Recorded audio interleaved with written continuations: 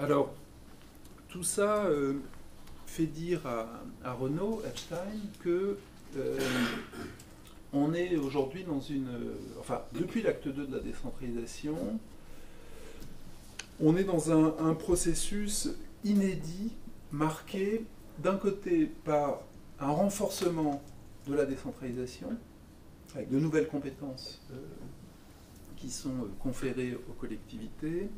et de l'autre côté, non pas un mouvement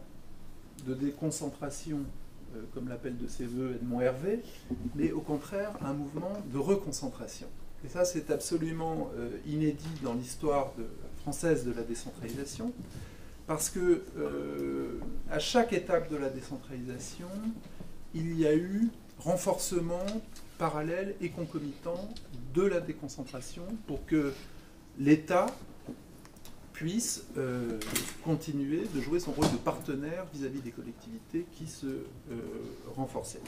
Or, avec l'acte 2 de la décentralisation, on n'est pas de ce point de vue dans la répétition de l'acte 1, mais bien dans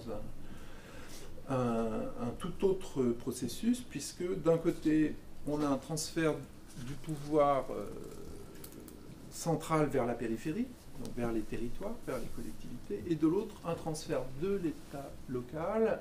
vers l'État national.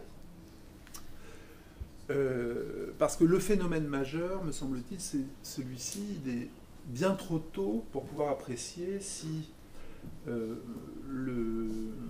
les nouvelles compétences qui sont données aux préfets de région se traduisent effectivement par la consolidation d'un pouvoir d'État au niveau régional, ou si on va rester sur la dynamique que l'on connaît aujourd'hui, c'est-à-dire d'un renforcement du pouvoir central. Et là-dessus, excusez-moi de me référer à nouveau à lui, mais il n'y a pas tellement d'autres travaux qu'on puisse mobiliser sur cette question, mais Renaud Epstein, lui, relativise d'une certaine façon le renforcement de l'échelon régional et met beaucoup l'accent sur la crise de ce qu'il appelle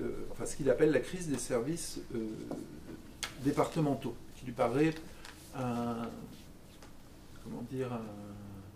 processus beaucoup plus saillant, beaucoup plus marquant par rapport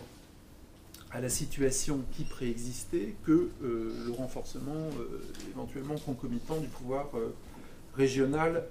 de l'échelon régional de l'État. Alors, dans ce processus de marginalisation, de résidualisation des services départementaux, un des facteurs les plus importants, c'est l'entrée en application de la LOLF. Bon, en deux mots, pour le dire comme ça, la LOLF, du point de vue de l'État départemental, ça se traduit par un système de pilotage par objectif de performance qui a été développé, comme vous le savez, au nom de la culture du résultat, de la culture de la performance, et qui conduit à mettre sous pression extrême les agents au plus proche des territoires.